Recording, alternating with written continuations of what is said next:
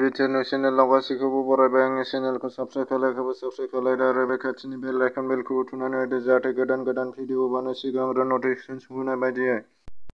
हाग्रामा महिलारी बिथाङा इउपिपिएल जों दायो खाथि सोमोन्दो दङ। गणेश कछारी बिथाङा सासे ब्लि फिल्मनि एक्टर।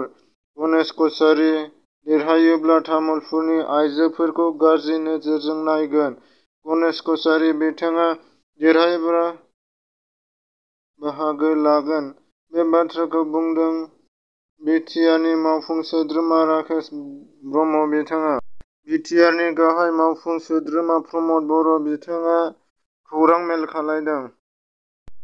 गंसे बर' नखरनिफ्राय रां खावनानै लांदों। बे राङानो जाहैबाय 47,000 रां खावनानै लांदों सिखावआ।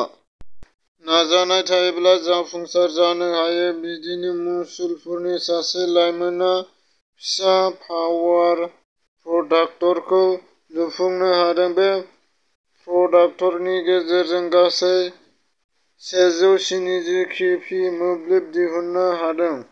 47 नं भबानिपुर बियाबाव मैया बिजेपिनि सुबुंगौमा आरो बे सुबुंगौमायाव आसामनि गिबि मन्थ्रि ड हिमन्त बिश्व शर्मा बिथाङा गोख्रों राव।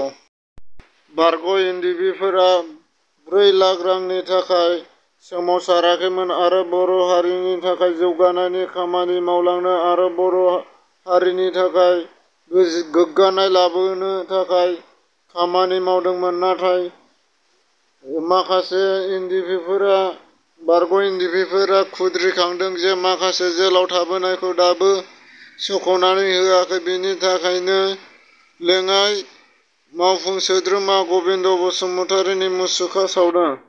19 अक्ट'बर खालि खौरां बिजोङाव ओंखारनाय नंखाय रादाबनि सायाव खेंफोरथि होदों बिटिआरनि लेङाइ गाहाय मावफुंगिरि गबिन्द बसुमतारी बिथाङा। बाक्सा सालबारि सनफेराबारि गामियाव ना हमनाय फोरबो फालिदों। 59 नं तामुलपुर बिधानसभा बियाबनि बावैसो सिगां गावनि बिजाथि आर'जलाइखौ बोखांना लानाय बिथाङा इमानुएल मुसाहारिया इउपिपिएलनि बिजाथि जलेन दैमारिखौ मदद होफैबाय। बाक्सा जिल्लानि जफादत मिलसन गावआव बिमा लक्ष्मी फोरबोनि थाखाय थामथि